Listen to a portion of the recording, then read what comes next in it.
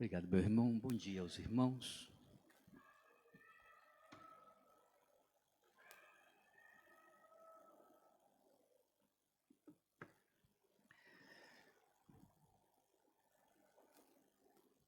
Eu estou com um problema porque tem uma lâmpada em cima do meu aparelho. Deixa eu só achar uma posição que... Isso. Eu não enxergo mais a letra da Bíblia de papel. Há alguns anos eu só consigo ler, porque aqui eu coloco uma letra grandona e enxergo.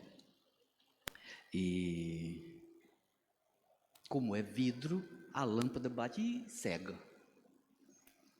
O pastor João me deu o privilégio de estar com vocês nessa manhã, e ele me disse que vocês estão finalizando um período de estudo sobre a palavra de Deus, a Bíblia e a sua relevância. E me disse, pastor, se puder trazer um estudo que nos faça refletir sobre a relevância de sermos crentes no dia de hoje. O quanto a Bíblia pode nos fazer, nos tornar relevantes onde estamos. A Bíblia não apenas instrui, mas ela corrige também. Quando estamos a agir.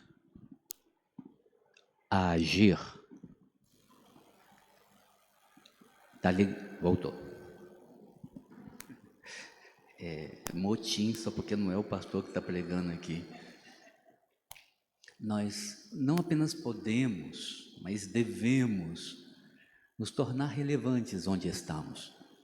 A Bíblia não insinua que deveríamos ser relevantes. A palavra de Deus ordena. É imperativo que não passemos neste tempo de nossa vida sem de fato produzirmos frutos dignos de arrependimento. Então, eu comecei a buscar na palavra exemplos de pessoas comuns que foram relevantes, que tiveram um papel diferenciado, sem necessariamente serem profetas, sacerdotes, discípulos. Esses é mais fácil verificarmos a sua relevância na história. Está registrado e aí é tranquilo. Mas nós não somos essas pessoas. Nós somos pessoas comuns. Aquele que cuida de faxina, de limpeza, o que cuida de vendas, o que cuida de mercados, o que cuida do lar das crianças. Então é um erro imaginarmos que nossa relevância é menor do que aqueles que têm um papel mais preponderante, que apareça mais. Gosto de me lembrar de que Deus olha para mim como olha para um grande profeta ou um presidente da república, um rei. Não sou menos importante, porém, não tenho uma tarefa menos importante do que a dele no que se refere ao reino de Deus. Precisamos nos tornar relevantes onde vivemos, às pessoas com as quais convivemos. E o diabo não quer nos fazer parar, ele não quer destruir o crente, ele quer atrapalhar o crescimento do reino. A Bíblia diz que o que é nascido do Senhor, o maligno não lhe toca. Ponto. Estamos com nossa espiritualidade, nosso espírito protegido do inferno. Porém, nossa alma, que é o nosso psique, nossa capacidade de raciocínio, ainda sofre influências, perseguições, abalos. E devemos nos proteger contra esses ataques. uma estratégia de guerra não é matar o adversário, é ferir. Porque um soldado ferido exige outros dois paralisarem seu trabalho para ajudar aquele. E aí eu quero dizer aos irmãos que o diabo não quer matar você. Ele quer ferir ou você, ou alguém próximo a você, para que você deixe de ser relevante no reino e gaste todo o seu tempo com qualquer banalidade. Por vezes, uma enfermidade, por vezes, uma dívida. Não é verdade que nossas dívidas nos fazem dedicar muito tempo a resolvê-las? Uma enfermidade. Quanto tempo você gasta cuidando de um filho que tem algum tipo de problema mais sério? Ou quanto tempo você gasta do dia com aquele vizinho perturbado ou aquele patrão perturbado? O que o diabo quer é isso, que você gaste sua energia em algo paralelo, mesmo que importante, e deixe de fazer aquilo pelo qual você foi criado para fazer. E talvez eu frustre um pouco os que conduzem os louvores nas igrejas. Deus não nos criou para cantarmos para Ele. Deus nos criou para a sua adoração. Mas a adoração não é necessariamente, obrigatoriamente, a voz cantada. Porque se assim fosse, irmão, eu estava no inferno. Quando fui ao seminário, fui junto com uma menina, que vou omitir o nome dela por motivos muito óbvios. Ela me disse: Paulo, você vai para o seminário? Eu falei: eu vou fazer. Ela foi fazer curso de música. Aí nós estávamos preparando ela estava preparando uma cantata. E ela disse: Paulo, você vai participar da cantata? Eu falei: vou. Ela: não canta não, você é tão desafinado. Aquilo mexeu com o meu psique. E por muito tempo eu bloqueei minha adoração cantada. O que eu estou a dizer é que Deus quer o seu testemunho, sua ação, mesmo que sem voz, seu trabalho digno. Eu trabalho com o meu filho numa empresa, e na mesma empresa, e o nosso chefe, uma hora virou para mim e falou: Paulo, você criou bem seu filho. Eu falei: como assim? Ele falou: seu filho é honesto. Seu filho usa a honra como um princípio de vida. Eu estava a tentar ensiná-lo como vender mais, porém, usando artifícios não muito adequados, e seu filho rejeitou todos eles. Eu fiz uma venda para motivá-lo e mandei que ele colocasse o nome dele, e ele não aceitou. Ele disse: não foi eu que vendi, eu não mereço crédito. Eu fiquei, todo pai fica cheio de história, não é verdade? Honrado. Isto é louvor a Deus. O tempo que eu gastei tentando fazer do meu filho uma pessoa mais honrada é adoração ao Senhor.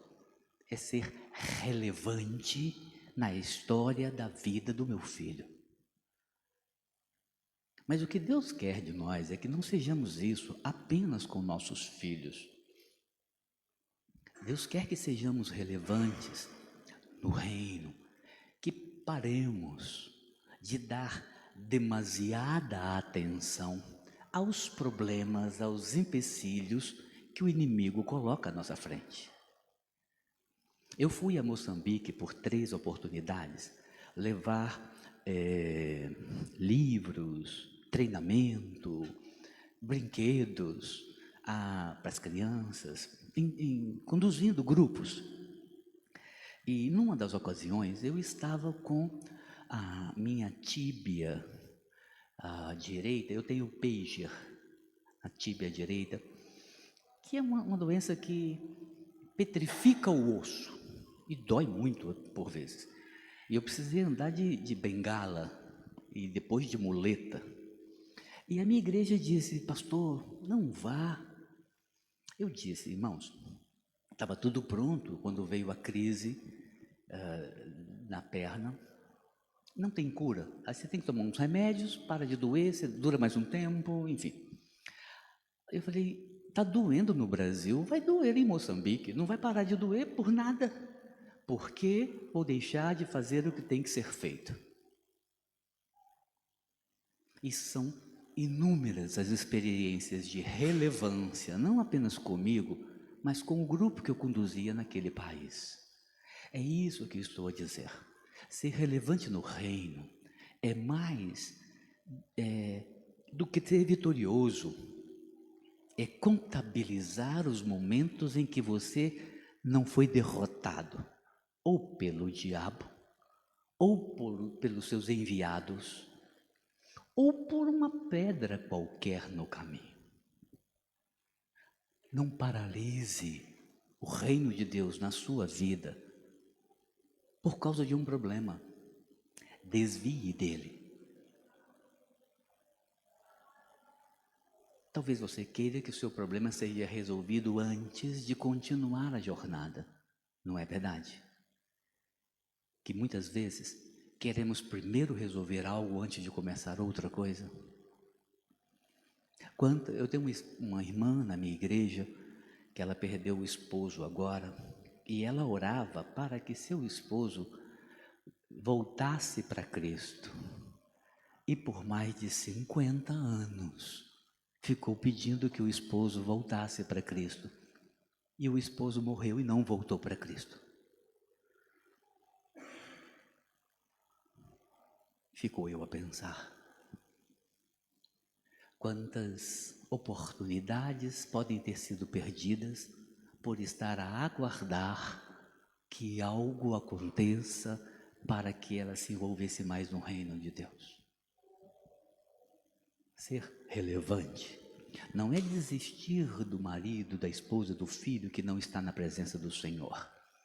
É, enquanto aguarda, enquanto está a orar, seguir fazendo aquilo que Deus disse que era para fazer. E a Bíblia nos mostra os exemplos. Eu estou a gastar mais tempo nessa abertura antes de ler o texto, para que você compreenda que o texto só fará efeito na sua vida se você permitir. Deus está menos interessado na vitória que você vai comemorar do que nas derrotas que você pode evitar. E eu explico. O diabo anda ao nosso derredor todos os dias, procurando nos tragar, diz a palavra. E a vitória que você terá hoje, amanhã, precisará tê-la novamente. A mesma batalha. A tentação da carne, da preguiça, da mentira, da usura, enfim, todos os problemas que temos. Quando você acordar, a sua tentação estará à sua frente novamente. Portanto, não gaste muito tempo comemorando a vitória de hoje, porque amanhã a mesma luta precisará ser travada. Deus está interessado na sua capacidade, na sua resiliência, na sua força interior de seguir lutando mesmo quando estiver ferido. Há 2 filmes que gosto muito, um deles como é o nome? Anjos da Vida, mais bravos do que o mar, com Kevin Costner. Ele fala da guarda costeira norte-americana. E um sujeito muito bom de serviço passou todo o tempo tentando bater os recordes do instrutor, que era o principal. Não estou dando spoiler porque esse filme tem uns 50 anos e todo mundo já viu. Mas a cena que quero trazer é, no final do filme, o sujeito fala, qual é o seu número? O aluno perguntando qual é o número de pessoas que ele salvou. E o instrutor fala, 21. Ele fica frustrado porque uma vida de serviços teria salvado 21 pessoas. Aí ele para um pouquinho e me diz, 21 é o número de pessoas que eu perdi, que eu não consegui salvar. Quantas eu salvei, eu nunca contei. Os que eu perdi são os únicos números que importam. Nós não somos medidos pelas vitórias que temos, mas pelas derrotas que sofremos. Outro filme é a história de Charles Button, aquele sujeito que resgatou 600, quase 700 crianças da cidade de Braga na época do nazismo. E no finalzinho do filme, ele chora quando revê uma das crianças, já senhora, que ele salvou. E quando vão argumentar com ele, o choro, ele diz, eu estou chorando porque eu não me lembro. Eu só me lembro dos rostos das crianças que não consegui salvar. As duas histórias contam a mesma coisa. Por vezes, por muitas vezes, nós nos entusiasmamos tanto com uma vitória que nos esquecemos que o diabo está dando a volta para nos pegar daí a alguns minutos ou no dia seguinte. Prepare-se para não cair novamente no mesmo buraco que você caiu ontem. Ser relevante, ser resiliente. Por quanto tempo? Eu conheci inúmeros cristãos com dons espetaculares que duraram pouco tempo servindo a Jesus. Então, eu entendi que eu preciso servir ao Senhor por toda a vida. Então, faço o melhor que eu posso todos os dias e depois vou dormir em paz. E se alguém não gostar, se o que eu fiz não foi suficiente, eu não peço nem perdão a Deus, nem às pessoas, porque eu não tinha mais para oferecer. Eu fiz o meu máximo e o meu máximo é o máximo. Se eu fiz o meu melhor, se eu fiz o máximo que posso, mesmo não tendo conseguido atingir meus objetivos ou de vocês, eu volto para casa em paz. Agora eu estou tentando transmitir a vocês esta mensagem de que você precisa ser relevante aonde você se encontra. Então eu estudei a palavra, eu orei ao Senhor, eu fiquei mastigando isso desde que pastor João me convidou. E se não servir para você, o problema é seu, porque eu fiz o máximo que podia. Eu volto para casa em paz. Eu não tenho mais a oferecer, a não ser aquilo que estou oferecendo. Isto é resiliência, persistência, dar o seu melhor.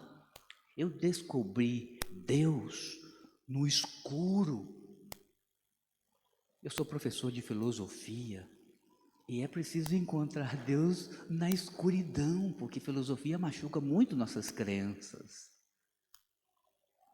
E eu não tenho grandes experiências físicas durante minha vida de serviço cristão.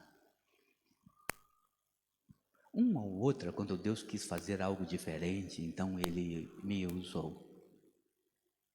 Na verdade, eu sou um sujeito comum que busca na palavra o que tem que ser feito para que seja feito.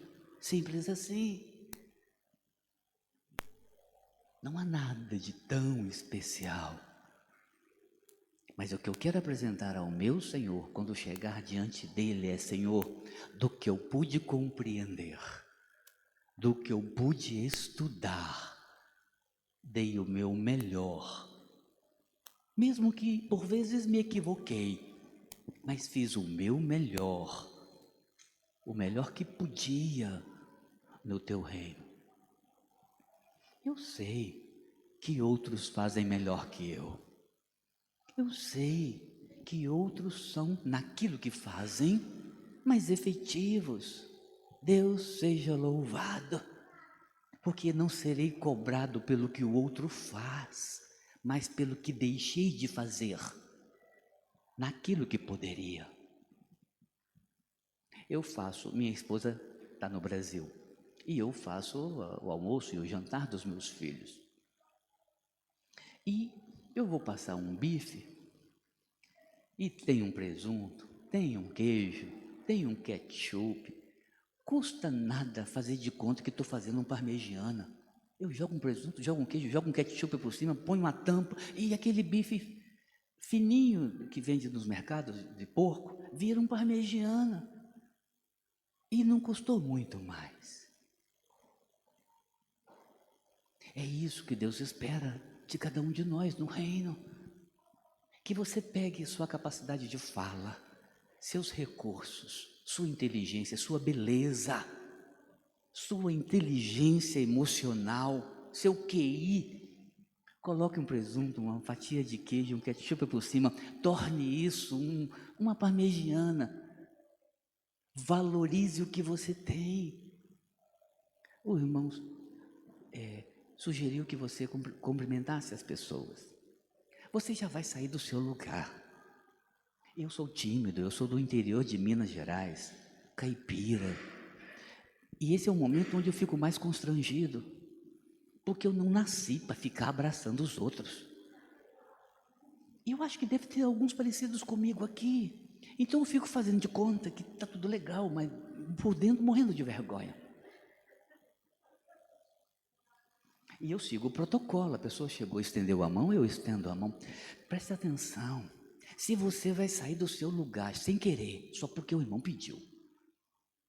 Você não quer fazer, você está com vergonha, mas você vai fazer.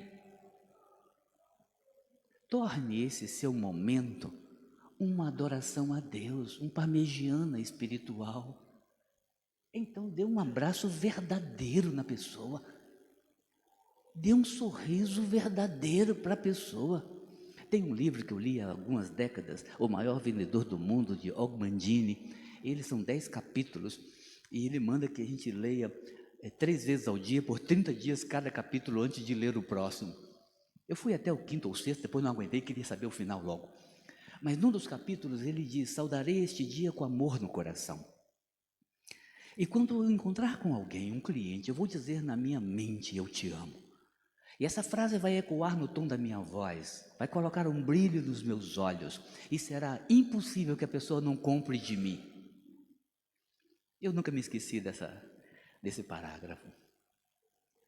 Se você vai fazer algo, faça o seu melhor. Isso é ser relevante. E o texto que eu vou ler para vocês estará mostrando isso, por isso eu estou deixando para ler para o final. O texto que lerei fala de 2 homens absolutamente normais, 2 pessoas comuns, Eldade e Medade, gente simples, que foi chamada para um grande desafio, sabe? E não quiseram usar o dom que receberam de Deus para se mostrarem. Quiseram usar para salvar pessoas das mãos do inimigo. É preciso se importar com o outro. Só um leproso não sente a dor de um membro do seu corpo.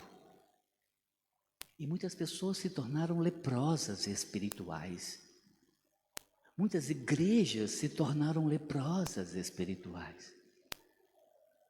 Porque a hanseníase é isso, né? Torna a pessoa insensível à dor. Há muitos que estão a ver seus irmãos em Cristo, ou pessoas que ainda não fazem parte do rebanho de Cristo, a sofrer e não se incomodam com isso. Uma ocasião, quando Jesus olhou para uma cidade, ele chorou por ela, porque queria muito que ela se salvasse. Isso estou a dizer. Não permita que o sentimento, o desejo de que alguém seja ajudado desapareça, morra dentro de você, meu irmão. Então, torne o seu sorriso algo abençoador. O café que a irmã faz para você ali, tudo bem, é na máquina, é a cápsula que coloca, ela só põe. Mas torne isso o café mais carinhoso possível, seja o que for. Então transforme o seu dia de batalha num dia de resiliência a serviço de Cristo. E no final do dia, você pode ter apanhado muito. Na empresa em que estou a trabalhar, nós vendemos energia e ganhamos o salário e a comissão dos contratos feitos. Meu filho, então, num dia vendeu 5 contratos e eu não vendi nenhum. Aí ele veio me confortar. Ô pai, tá tranquilo, o senhor vai conseguir depois? Então eu falei, filho, estou de boa. Ele, como assim? Comecei às 12 horas, fui até às 20 horas, não parei nem um minuto, só não vendi, mas eu fiz como você. Você só encontrou a casa certa para poder apresentar. Eu não achei a casa certa. Ele ficou olhando para mim assim, meio sem entender. Sua paz não virá da vitória. Sua paz interior virá da convicção de ter feito tudo possível para atingir. Você não vai ficar sorrindo e soltando focos, mas não viverá a angústia da derrota. Preste atenção nisso, meu irmão. Naqueles heróis da palavra, tem um sujeito chamado Obadias que você não conhece. Você só conhece a história dele por causa da mulher dele. Viúva. Lembra da viúva que multiplicou o azeite? O profeta multiplicou o azeite dela. O marido dela chamava Obadias. O marido dela entregou tudo que tinha para a obra. Lembra que Jezabel estava perseguindo os profetas, Elias, os profetas? Obadias havia escondido 100 profetas em 2 cavernas e havia gastado tudo que tinha. A viúva estava pobre porque o marido havia mantido vivo 100 profetas do Senhor. Obadias morreu pobre e com nome no SPC. Como chama em Portugal o SPC? Nome negativado. Obadias morreu frustrado porque não viu a recompensa do seu esforço no reino de Deus. Sua viúva, imaginam ela reclamando: quem mandou meu marido gastar tudo que tinha para sustentar a filha dos outros? Agora estou a morrer de fome.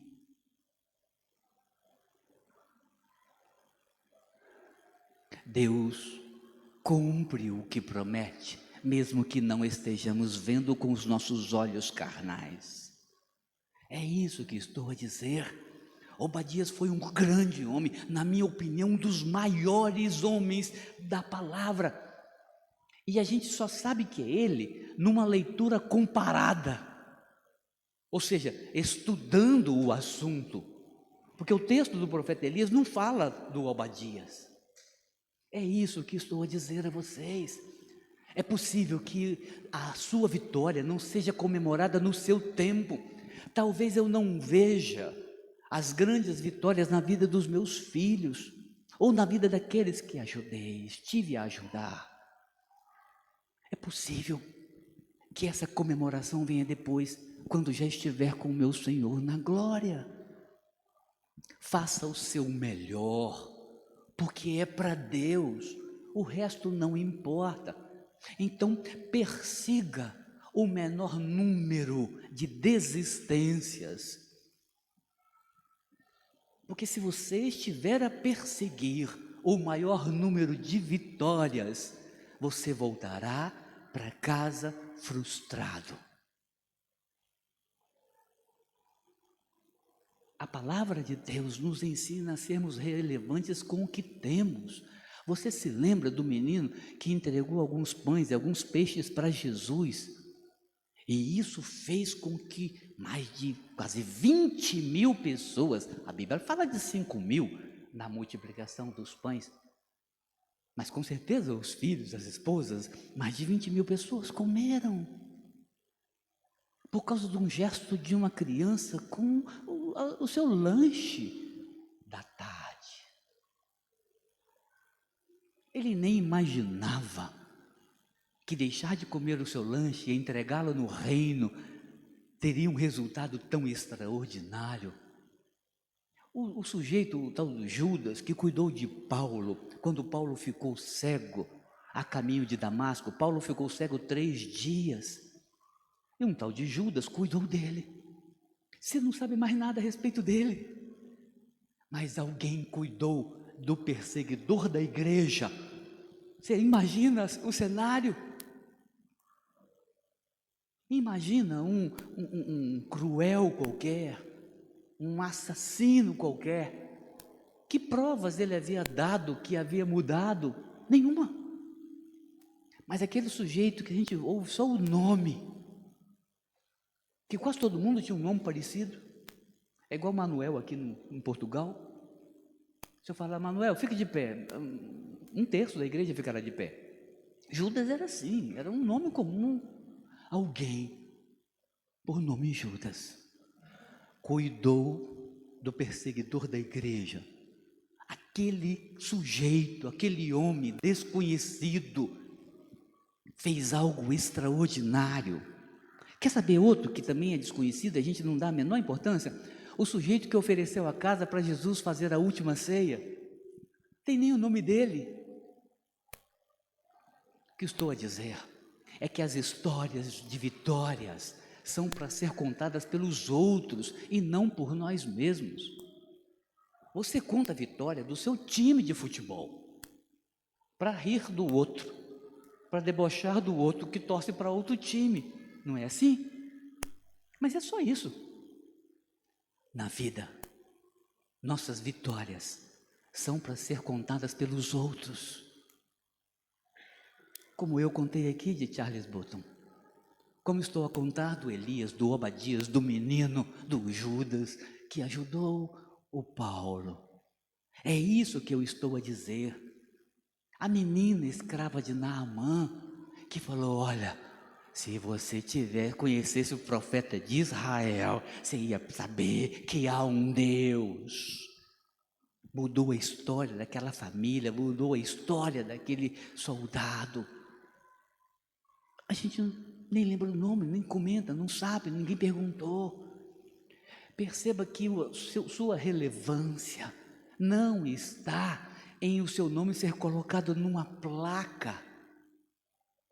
Sua relevância está na coisa ser feita. Agora, enquanto estávamos a cantar, eu estava procurando a foto de um amigo meu, Silvestre Salles. Eu era adolescente e estava a aprender a tocar violão.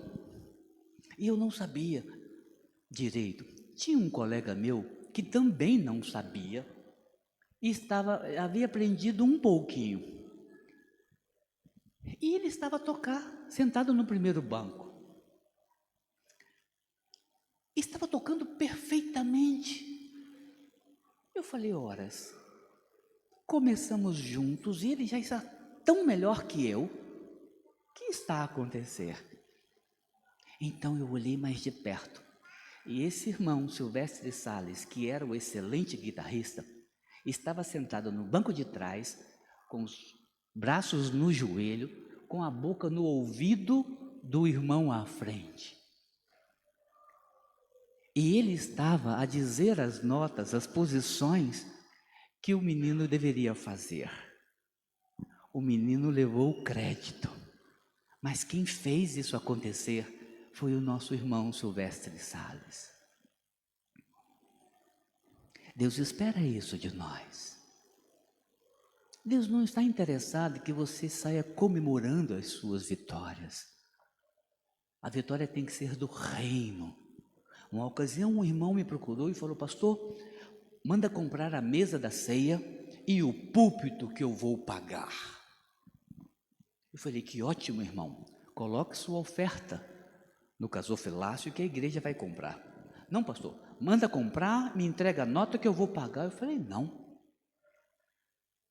Sua oferta é anônima para Deus.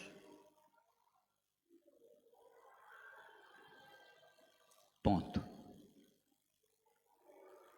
Aquele irmão queria a notícia da sua oferta a ser propagada. Já não há mais vitória nisto. Faça sem esperar o retorno imediato do crédito, porque de Deus é a glória, e Deus não divide sua glória com ninguém. E há um monte de exemplos. Aquele que foi comido por bichos, estando ainda vivo, porque quis receber a glória. O outro lá que teve que pastar junto com os animais, porque ficou soberbo demais. Deus não divide sua glória. Aprenda isso. Ser relevante não é estar no púlpito. Por muitas vezes sou mais relevante sentado na cadeira que eu uso todos os domingos para ouvir a pregação, do que no altar pregando. Deus espera que você seja muito relevante. E aí tem vários. Quando Ruth escolheu ficar com Noemi, voltando para Belém, abrindo mão do seu povo. Quando Araúna resolveu entregar o espaço para a adoração e os bois. Quando Esdras e Neemias foram reconstruir o templo de Jerusalém e os muros de Jerusalém, eles não eram sacerdotes, eles não eram profetas, eram profissionais comuns. Um copeiro, um padeiro, gente simples, que Deus falou, quero você ali, faça diferença. E fizeram diferença. E nós estamos a contar da sua história, porque eles fizeram a diferença sem exigir que a história fosse contada. Irmão, irmã, há muitos. A Bíblia é palavra de Deus e nós estudamos a história do povo judeu e nós aprendemos com ela e o Espírito Santo nos capacita a entender e a aplicá-la. Nós estudamos a história contada por aqueles que conviveram com nosso Senhor Jesus e eles escreveram os evangelhos. E nós lemos e vivenciamos, e o Espírito Santo nos abençoa, nos unge, nos capacita a ler e a entender e a colocá-la em prática. Nós estudamos a história dos discípulos da igreja, dos primeiros cristãos, e aprendemos e melhoramos nossa postura de vida e ensinamos ao outro. Isso é a Bíblia sendo relevante hoje. Mas ela só será relevante caso a coloquemos em prática. Do contrário, é apenas um livro qualquer. A Bíblia não é sacra porque ela é separada. A Bíblia é sacra porque nos inspira a sermos santos.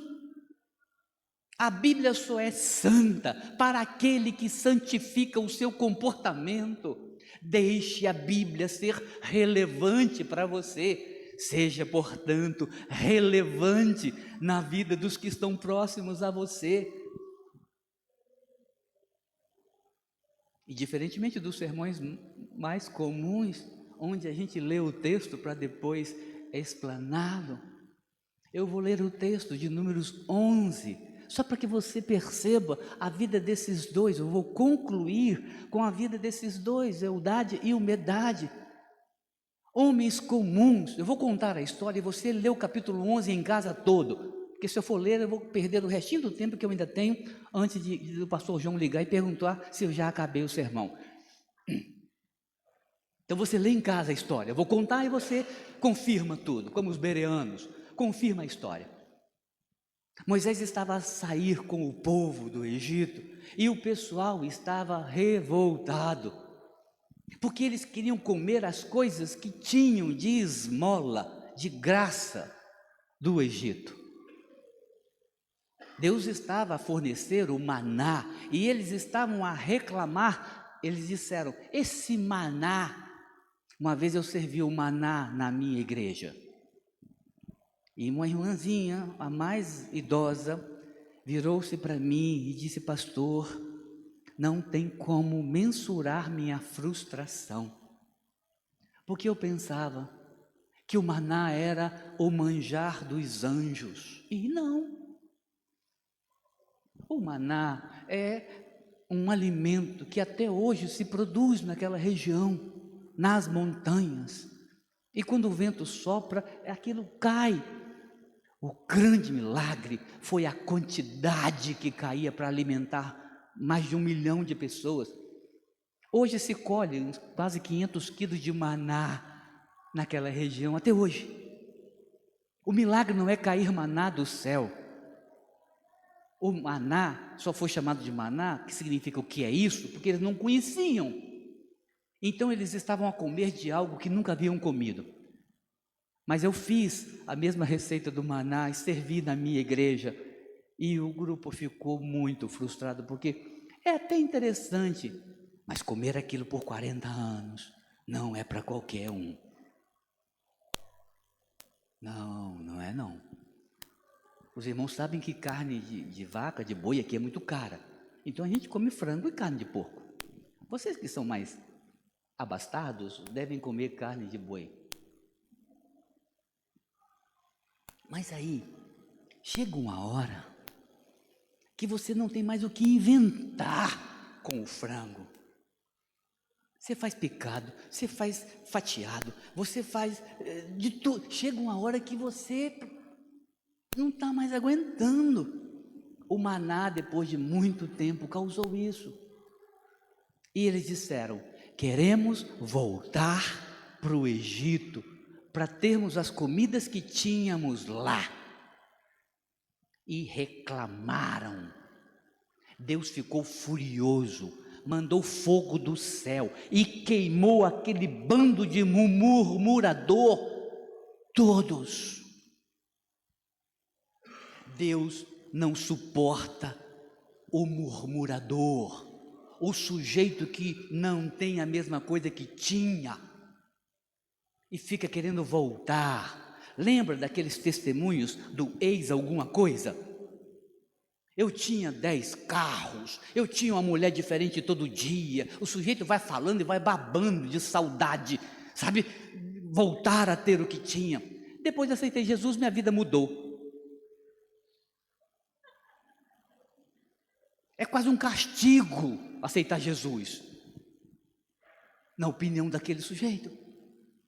Ou seja, Deus fica irritado quando você abre mão da sua igreja de hoje. Sua igreja é esta, meu irmão. Não é que você se converteu, talvez seja para alguns, mas se tem alguém aqui com mais de 5 anos de fé cristã, não se converteu nessa igreja, e querer que você tenha hoje a mesma coisa que tinha antes, irrita Deus. Minha igreja no Brasil tem 104 anos. E há alguns irmãos que parecem ter sido fundadores dela, que ainda estão lá. Porque exigem de mim a mesma coisa que o pastor Arnaldo Gettner, que morreu há mais de 40 anos, ele fazia, e eles exigem que eu também faça. Ou seja, nem tudo que você fez, nem tudo que deu certo no passado, continuará a dar certo hoje. Ficar exigindo de Deus o que você tinha, seja fora da igreja, seja dentro da igreja, pode ser muito perigoso. Você hoje foi plantado nesta igreja local para ser relevante hoje. Foi relevante ontem? Foi relevante na década passada? Aleluia! Deus seja louvado. Um amigo meu, está na Áustria, uma vez ele me disse, Marcelo Lourosa, ele me disse, Paulo, as multinacionais não querem no seu currículo nada que tenha mais de 2 anos. As grandes empresas só estão interessadas no que você fez nos últimos 2 anos. Eu falei, como assim? Meu último curso tem mais de 20. Um MBA que fiz uma vez. Ele falou, pois é. Deveríamos trazer isso para o nosso comportamento de serviço cristão. O que importa é o que você fez nesta semana para Jesus. O que importa é o que você fez neste mês para Jesus. O dízimo e a sua oferta do mês de setembro começa hoje. Porque o que você entregou no mês de agosto, já pagaram as contas do mês de agosto. A aula que você deu para as crianças, o ensaio que você fez na música, você já cantou. A lição que você estudou, você já lecionou. Há de começar novamente tudo. Ontem eu celebrei a meta a ser alcançada para que eu tivesse o salário. Fiquei todo feliz. Eu tinha que vender 41 contratos, vendi 45. Falei, opa, tá legal. Amanhã eu começo com 0. E se não fizer 41, não ganho nada. Só ganha a comissão dos 41 se fizer 41. Se fizer 40, ganho 0. É isso que estou a dizer. No reino de Deus, na igreja de Cristo, precisávamos importar este princípio. Porque muitos estão a viver do que fizeram na década passada para Jesus. É necessário fazer novas obras, novas ofertas, novos evangelismos, novas ações sociais, novos louvores. Deixa eu ir logo para o versículo que fala do Eldade e do Medade. Eu vou pular aqui um monte de... Você vai ver o quanto o texto é maravilhoso. Quem quiser o sermão, eu mandei para alguém aí, pode espalhar. Moisés ficou reclamando porque Deus não deu a resposta. O pessoal estava revoltado.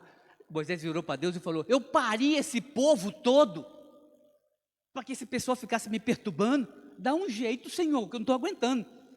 Naquele contexto de perturbação, Deus vira para Moisés e fala, Moisés, escolhe 70 anciãos, 70 cabeça branca, 70 obreiros, 70 membros na igreja, que eu vou tirar da sua unção e colocarei sobre eles, e multiplicarei por 70 a obra que você está a fazer. Moisés falou, oba, vai ficar mais leve a carga. Chamou os 70 e fala, vamos para a igreja. Nós vamos ficar aqui buscando santificação. Isso tudo está no texto, tá? Quando você for ler para conferir. E aqueles 70 foram para o templo. Foram buscar santificação. Aí eu imagino a vigília de oração, o jejum, os louvores. Uma igreja só com os obreiros. 70. E Deus falou, amanhã vou colocar sobre eles o meu espírito e eles profetizarão. E de fato Deus cumpriu a palavra. No dia seguinte, Deus tirou o espírito de Moisés e colocou sobre os 70. E dos 70, 68 ficaram na igreja. E a Bíblia diz, eu não vou te dizer o versículo porque você vai lá conferir depois. 68 começaram a profetizar um para o outro. Como é seu nome? Beatriz. Hã? Beatriz Manuela. Beatriz, 68 passaram em vigília na igreja. E o Espírito do Senhor baixou sobre eles. E eles começaram a profetizar. O texto diz, especificamente, a expressão é... Oh, meu Deus. Versículo 25. Então o Senhor desceu na nuvem e lhe falou, e tirando do Espírito que estava sobre ele, pôs sobre os 70 anciãos. E aconteceu que, quando repousou o Espírito sobre eles, profetizaram. Mas depois disso, nunca mais. Por que eu disse 68? Porque os versículos seguintes vão contar uma história extremamente pitoresca, que é o ponto central da nossa meditação de hoje. Quem quer ser relevante, vai mostrar sua relevância fora da igreja, na rua. Aqueles 70 profetizaram no passado e nunca mais. Então foi aquele culto pentecostal. Perguntei para o pastor João, alguma orientação? Ele falou, só não fala língua estranha. Eu falei com ele, alguém teria que me ensinar primeiro, porque eu não sei falar. Mas eu fiquei imaginando aqueles 70 na igreja, porta fechada, um profetizando para o outro. E um virou para Beatriz e falou, Beatriz, você vai ficar muito rica. Beatriz, você vai ficar famosa. Silas, você vai multiplicar. Um profetizando para o outro. Deve ter sido um culto maravilhoso. Deve ter sido uma coisa extraordinária. 68 profetas, um para o outro. 34 para cada um. Agora você imagina a dupla. Eu trabalho com terapia há mais de 3 décadas. Em uma ocasião, pregando numa igreja, coloquei a igreja em terapia. Mandei virar os bancos de frente um para o outro. Ficou uma coisa esquisita, até feia, mas um de frente para o outro. Eu fiz uma terapia de grupo com a igreja inteira. O culto se estendeu muito naquele dia. Eu fiquei imaginando um profetizando para o outro, e depois um profetiza para o outro e o outro profetiza para um. Olha que coisa maravilhosa. E põe a mão sobre o seu irmão e declara a vitória, e declara a cura na vida do seu filho, e declara o emprego, que deve ter sido uma coisa extraordinária. Aconteceu uma vez, e nunca mais. No versículo seguinte, os que desobedeceram a ordem do Moisés. Versículo 26. Porém, no arraial ficaram 2 homens, o nome de um era Eudade, e o do outro Medade. Repousou sobre eles o Espírito, porquanto estavam entre os inscritos, ainda que não saíram à tenda, e profetizavam no arraial. Olha o tempo verbal. Quando você está no lugar certo, aonde Deus quer você, quando o Espírito dele baixar sobre você, não é na igreja, é no meio dos perdidos, dos que precisam de salvação, dos que precisam de Cristo, de libertação. É lá que o Espírito se renovará em forma de unção na sua vida. Porque a unção que você recebe na igreja, ela é deliciosa, e você chora, e arrepia, se emociona, e o culto acaba, e está tudo como antes. Mas quando você recebe a unção de Deus, e vai para o meio dos perdidos, o tempo verbal da profecia é outro, é no presente. E eles continuaram. Os 68 acabaram a profecia. E os 2, Eudade e Medade, estavam sendo relevantes. Eles pegaram a palavra da boca de Deus por Moisés, o que hoje nós usamos a Bíblia, e foram usar no lugar onde precisava. Estavam falando com a doméstica da casa ou com o patrão. Estavam falando com o funcionário ou com o patrão, com o que dirige o autocarro, com o colega de trabalho, com o colega da faculdade, da escola. E a profecia não acaba na vida daqueles que se entregam para fazer com que a profecia se reverbere cada vez mais. A unção de Deus acaba naqueles que querem ter unção dentro da igreja. Porque os que querem usar a unção do Senhor, entre os perdidos, a terão para sempre. Só como dado pitoresco. O Josué era enciumado por isso, virou-se para Moisés, olha lá. Então correu um moço, versículo 27, correu um moço e anunciou a Moisés e disse: Eldade e Meldade profetizam no arraial. Josué, filho de Num, servidor de Moisés, um dos seus jovens escolhidos, respondeu e disse: Moisés, meu senhor, proíbe-lhe. Porém Moisés disse: Tens tu ciúmes por mim? Oxalá, quem dera, oxalá, que todo o povo do Senhor fosse profeta, e que o Senhor pusesse seu espírito sobre ele.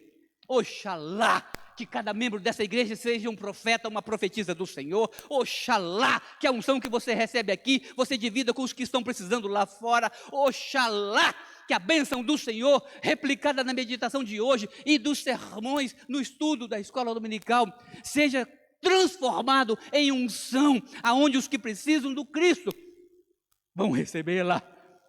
Oxalá, que de todo o povo de Deus se transforme em profeta, em profetisa nesta manhã. Isso só acontece após uma escolha, a decisão de ser relevante. Porque ser um profeta dentro da igreja faz pouquíssima diferença. Tem um monte aqui. Cantar bonito dentro da igreja faz pouca diferença. Tem um monte de gente cantando bonito. Eu tenho um amigo, Vanderlei Maravilha, ele foi colega de seminário. Acho que ele era meio doido, porque eu estudei no seminário na Tijuca, no Rio de Janeiro, e é uma colina grande. Aquele sujeito andava cantando os louvores para a rua fora, matava a gente de vergonha. Ninguém queria andar com ele. Que ele cantava, ele não pregava não, ele ficava cantando os louvores da igreja. E eu falava: moço, a cantar na igreja. O lugar de cantar é na igreja. Eu estava errado. Que ele queria apresentar o louvor a Deus, aonde, tal como Eldade e Medade, aonde as pessoas precisavam ouvir. A profecia é para ser colocada naqueles que precisam mais dela. E eu não tenho dúvida que os que mais precisam do Evangelho não estão aqui. Vocês não são o povo, vocês são os 70 obreiros. E Deus há de tirar da unção do pastor João e colocar sobre vocês, para que vocês multipliquem esta unção no meio do povo que precisa dela. Se torne hoje um Eldade, um Medade, um Beatriz, a servir ao Senhor, usando o que está escrito na palavra, com relevância, com utilidade para os outros. E eu queria só pedir ao Senhor, o pastor João já terminou o sermão dele, que ele prega mais curto que eu. Eu preciso aprender a pregar menos tempo. Mas eu queria pedir ao Senhor, pastor João deve estar vindo buscar os filhos dele já. Mas eu queria pedir ao Senhor que retirasse da unção dele, que é vosso pastor, e colocasse sobre todos aqueles que querem se comportar como Eldade e Medade, para serem relevantes em casa, no trabalho, na escola. Sobre aqueles que querem ser relevantes e profetizar não apenas na hora que a profecia chega, no tempo passado, mas aqueles que precisam de uma profecia para falar aos que precisam dela. Eu quero convidar a você, que quer a unção do pastor, do vosso pastor, da persistência, da palavra.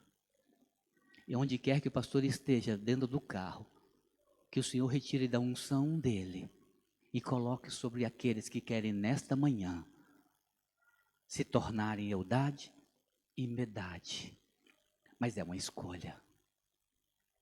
Somente após aceitarmos a escolha é possível receber a unção. Se com coragem, desejas ser relevante, aonde mais é necessário, eu vou orar pedindo ao Senhor que onde quer que o pastor João esteja, que retire da unção dele, ele não ficará sem. Isso é como um poço de água, quanto mais se tira, mais se tem. Vou pedir que o Senhor tire da unção dele e coloque sobre a vida daqueles que querem profetizar assim que o culto terminar. E esses que querem receber, esses que querem pedir ao Senhor, eu vou convidar que se coloque de pé. Apenas os que querem receber, apenas os que querem pedir isso a Deus. Porque não é uma vitória, é um trabalho, é uma obra, é suor, algum sofrimento, alguma perda. Você que quer ser um Eudade, quer ser um Medade, com suas limitações, sejam elas quais forem, então você vai usar seu talento, seu dinheiro, sua voz, sua beleza, seu QI ou seu QE, para a glória do Senhor Jesus. Se você não pode se colocar em pé, mas quer a mesma unção, quero convidar você a levantar a sua mão e enquanto cantamos a última música, você peça ao Senhor, eu quero isso para a minha vida. Deus Todo-Poderoso, é o teu povo, são teus ungidos, são teus obreiros. Teu servo pastor nesta igreja não está dentro do templo neste momento. Mas em nome de Jesus Cristo, Senhor, eu quero rogar ao Senhor, nos limites da minha capacidade de entrar em sintonia contigo, mas que o Senhor retire da unção que colocou sobre ele e se estenda sobre cada um dos teus filhos e filhas, obreiros e obreiras, profetas e profetisas nesta manhã. Que cada um receba, ó Pai, esta unção. E que essa unção não fique dentro dessas paredes da igreja local, mas que seja o local do trabalho, que seja o local do estudo, que seja o local do passeio, que seja o local do ginásio, onde quer que haja um obreiro, uma obreira, um profeta e uma profetisa, que ali seja o seu local de evangelismo, seu local de trabalho cristão, seu local de profetização. É por Jesus nosso Senhor que te clamamos, torna-nos como Eudade e Medade a profetizar o reino aonde quer que estejamos.